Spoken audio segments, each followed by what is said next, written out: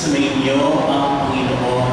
At sumainyo. Ang pagpapahayag ng mabuting balita ng Panginoon ayon kay San Mateo. Papuri sa iyo, Panginoon.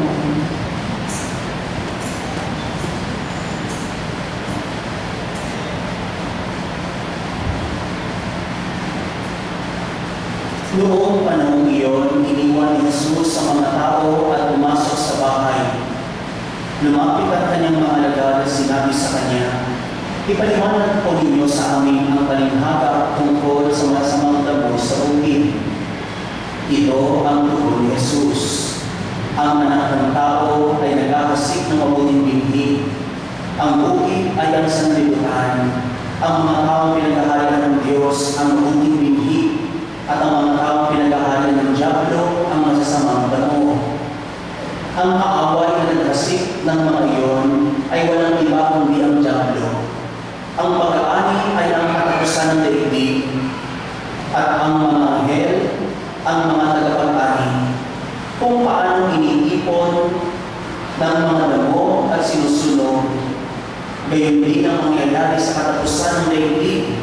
Susubukin ng anak ng tao ang kanyang mga anghel, at iipunin nila mula sa kanyang pinagkaharian ang lahat ng nagiging sanhi ng pagkakasala at ang lahat ng gumagawa ng masama, at iahagis sa maninas na pugon. Doon mananangis sila at mangangalit ang kanilang ngipin, at maniliwanag na parang araw ang mga matuwid sa kaharian ng kanilang Ama. Ang mga may pandinig ay makinig. Mga kapatid ko, mabuting balita ng ating kaligtasan. Inuulaan namin ang Panginoon Hesus Kristo. Magsipo namin. Magandang gabi po sa inyo lahat. Welcome po sa ating ikalimang nominaryo para sa kapistahan ng ating mahal na patrón Kasi San Juan Maria Vianney. Ako po may natatandaan pa ninyo? Parang hindi naman eh, no? Lapangan niyo ako sa Father Gilio, talagang natatandaan ko. Bakit po ito na itanong? Sapagkat ako po ngayon ay nakatalaga na bilang isang pura-proto din doon sa bandang Paco, Maynila, doon sa Onyx. At alam ko, kaya ako sinamahan ni Father Jimmy sa misa sapagkat miss na ako ni Father Jimmy. No? Pero hindi naman miss na rin siya. At ngayon, syempre, kami ay magkaulayo na bilang magkapantay. No? Dati po, ako ay hindi naman parish priest. Ako ay nakamot na tumutulong lamang sa gawain ng seminaryo. Pero ngayon, pantay na kami. Actually, pantay na kami tatlo. Si San Juan Vianney bilang pura ng arts, si Father Jimmy bilang pura ng Sempo, at ako po bilang pura ng Onyx. Pero napakalaki po ng magkakaiba namin. Si Father Jimmy malayo na narating niya, no? Pero si San Juan Vianney, langit na ang narating.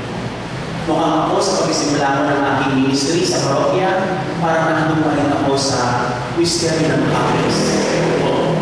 Mahirap pa na magsimula. Kaya lagi ko pinabalikan mga kapatid, yung 6 o 7 taon kong pagmimisa nito sa inyo, nakita kung paano huwakan ni Father Jimmy ang inyong pamayanan. Nagsimula ito sa baba, hanggang sa inahin na tuyong tayo ang inyong simbahan, at naging saksi ako kung paano ito lumago sa pananampalataya ng Kristo. Kaya kanina ako ay sabik na sabik, ano kaya ang bago na makikita ko dito? Ngayon nakakita naman ako ng idea mula sa inyong ginawa kanina. Maganda pala sa kapistahan may sayawan na, no? Kasi doon wala naman yan. Pero ngayon nakita ko yung sumasayaw kayo. Siguro tuwag-tuwag sa San Juan Vianney. At ito may ibig sabihin ngayon sa ating Ebanghelyo.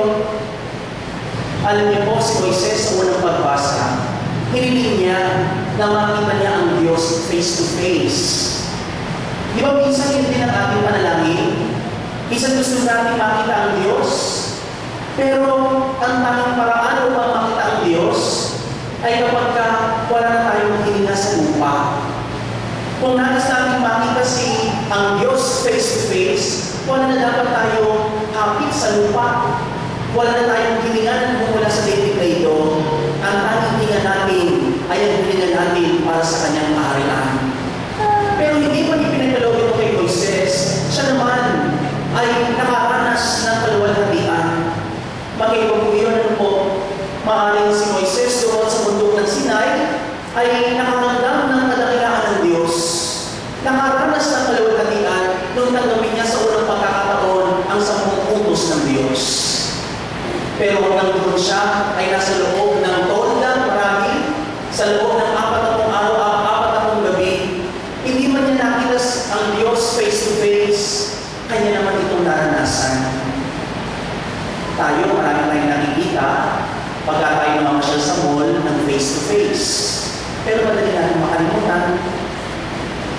maaaring tayo, kung nakita tayo ng artista, hindi natin malimot. Pero kahit na napatingin sa atin sa artista, nakitiyak ako, hindi tayo matatandaan. Sapagkat iba yung nakita mo lamang sa naranasan. At dumami ang tinuturo ni Moises sa pininibayang Israel. Namapunto nila ang daan patungo doon sa lumang pangako. Sa katunayan, hindi nga pinagdalo ko ni Moises na siya ay makarating doon sa lumang pangako. Pero hiniling na sa Panginoon na samahan niya ang bayang ito sa paglalakbay patungong lumang pangako. Na siyang misyong pinagkatiwala ng Diyos sa ating mahal na patrona ni Takasi, San Juan Maria Vianney. At ito rin ang pinag-isikapan ng mga kurang paroko, ng mga parish priest, na ipanalangin sa araw-araw na samahan tayong damayan ng Diyos sa ating paglalakbay patungo doon sa kanyang kaharian. Maranasan natin ang kanyang biyaya, maranasan natin ang pagpapala ng Diyos, at kapag naroon na tayo, makita natin ang Diyos face to face. Pero sa ating Ebanghelyo, meron din tinuturo sa atin ang Panginoon. Batid ng Diyos na ang daigdig ay nandoon sa pagtutunggali sa pagitan ng mabuti at ng masama. Mayroong mga nagkasip ng mabuting binhi, pero meron din ang mga nagkasip ng masamang binhi. Merong liwanag, meron din kaliliman. Merong puti, meron din itim.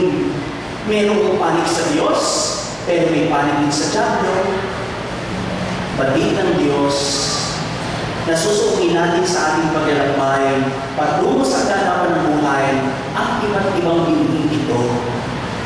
At ayaw ng Diyos na tayo ay mawari sa Kanya, kaya gumagawa siya ng mga paraan upang tayo ay mauwi doon sa mabuting binhi, upang mapulot natin ay ang mabuting bunla, upang tayo rin ay mabuhay sa mabuting damo at hindi doon sa masamang binhi o sa masamang damo. Sa paanong paraan ko? Unang-una, alam ni Jesus na tayo ay mahina.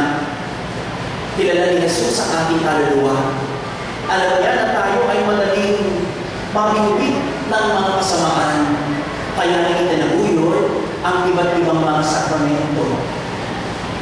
Napakabuti ng Diyos sapagkat hindi na iniwanan ang paglabok ng isang tao, ng isang anak ng Diyos mula sa kanyang pagsilang hanggang sa kanyang kamatayan. May nakalaang sakramento sa kanyang pagsilang, may nakalaang sakramento sa kanyang paglaki, hanggang doon sa kanyang kamatayan. Pinapagitan ng langis ng may sakit na uwi lamang sa kaharian ng Diyos. Mga kapatid ko, bilang isang pamayanan, hindi tayo magtatagal kung hindi natin binibigyan ng halaga ang sakramentong ginaganap sa loob ng simbahan ito. Ito maning linya, kumpil, pang-araw-araw na pagtanggap ng banal na komunyon, pangungumpisal, at gayon din ang paghahanap ng pari upang pahiran ng langis na may sakit ang ating mga kapatid. Lalo higit, bago ang tayo ng isang Christian family, papasok rin sa isang sakramento na tinatawag na naming banal na kasal. Hindi ba napakabuti ng Diyos? Mula noon ang sinabi ni Moises, Panginoon, samahan mo po sa paglalakbay itong bayan ng Israel. Hindi naman tayo bayan ng Israel. Tayo ay munting pamayan dito sa Sembo. Pero yung hiling ni Moises noon, magpasama ngayon ating naranasan sa pamagitan ng mga sakramento. At kung tayo mismo nagpapasiglan ng mga sakramento ito, may sayawan tayo, meron tayong bigayan, meron tayong kantahan. Ano kaya sa mata ng Diyos ang ginagawa natin? Hindi ba ito'y napakasaya para sa kaharian ng Diyos? Hindi lamang tayo gumagawa ng activity para sa ating sarili, kundi yung paglalakbay ng Panginoon sa ating bilang sa pamayanan ay pinahalagahan natin bilang mamamayan, bilang sambayan ng Diyos, bilang mga kabarangay o bilang mga bigisis. Kaya may taglay na grasya at biyaya ang pagdating ninyo rito sa ating mga luminaryo. Sapagkat ang sakramento'y taglayan natin, hindi lamang ng ating kaluluwa, kundi ng ating buong pagkatao.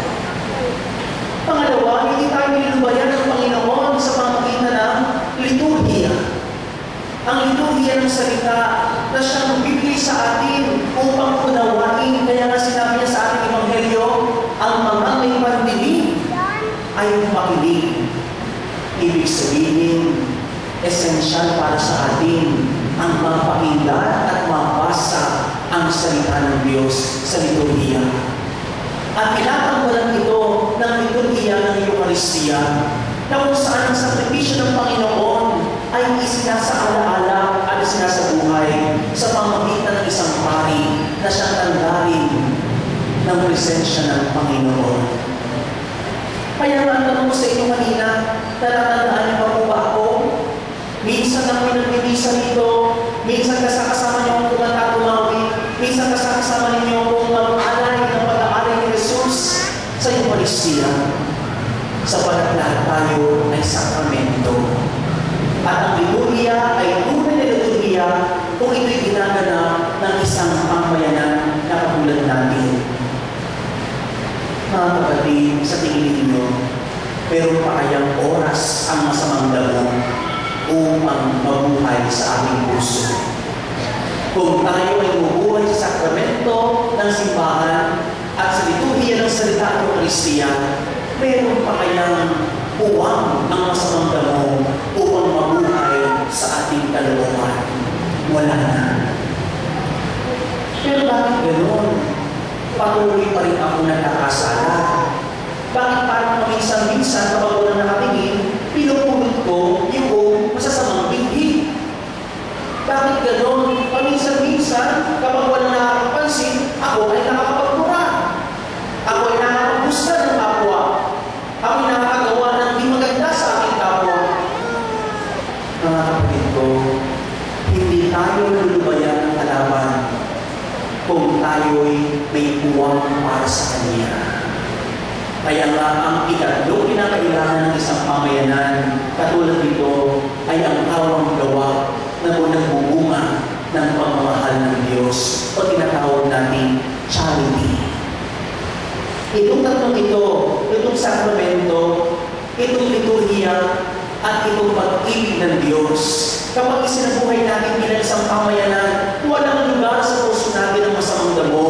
Ang tanging mabubuhay at ang tanging mabubuhay ay ang mabuting damo o ang mabuting binhi na inihasik ng ating Panginoon. Mga kapatid ko, ang daming nailigtas si San Juan Vianney. Doon siya ay pura ng Mars.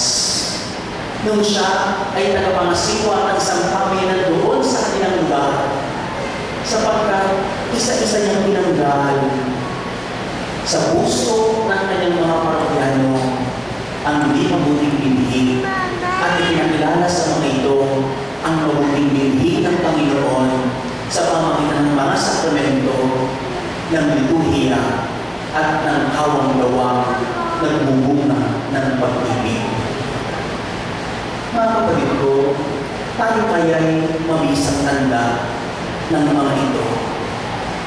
Tayo kaya sa ating pangilobena, sa pagdiriwang natin ang kabistahan ng ating mahal na pagkakat pintakas sa San Maria Vianney, ay mabuting tanda ng kabutihan ng Diyos. Ang sakramento na tinatanggap natin ay nagiging totoo kung ito ay buhay sa ating katauhan. Ang liturhiya ay sadyang tunay kung ito ay sinasabuhay natin sa pang-araw-araw. At ang pag-ibig ng Diyos ay buhay din kung araw-araw natin itong ipinamamalas sa ating kapwa-tao. Mga kapatid ko, ang mga may pandinig ay makinig. Unawain natin mabuti ang mga salita ni Jesus dito sa ating Ebanghelyo. Maaaring ng daigdig ay ang isang napakalaking bukirin. Tayong lahat ay naroon at pinag-aasikan ng mabuting balita. nag-aasik ng mabuting binhi upang sa gayon pagdating ng panahon, alipin tayo para sa kanyang kaharian. Ang laki ng pasalamat natin sapagkat napakalaking ani para sa kaharian ng Diyos ang ating pinakasing si San Juan Maria Vianney. At alam niyo po, isa po siguro sa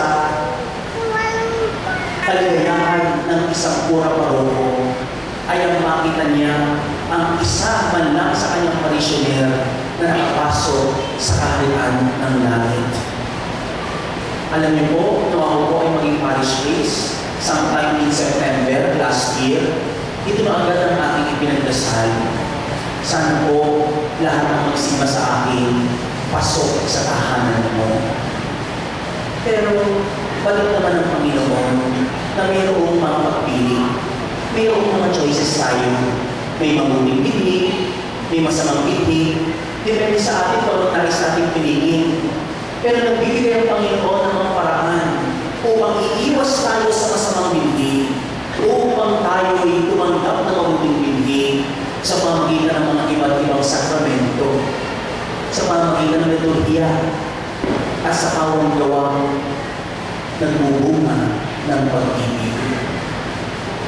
Noong isang araw, ako po ay pumunta sa isang napakaliit na bahay. Sapagkat sa pagdaan ko sa kanyang kalsada, nakita ko nagliliwanag. Sabi ko sa aming sarili, may patay dito, papasok na. Hindi man ako naniyahan, pinasok ko, hindi ko rin natutunan yun. Lala ng patay, pinupunta ni Father Jimmy. Pero hindi ko lang pinakatahan. No?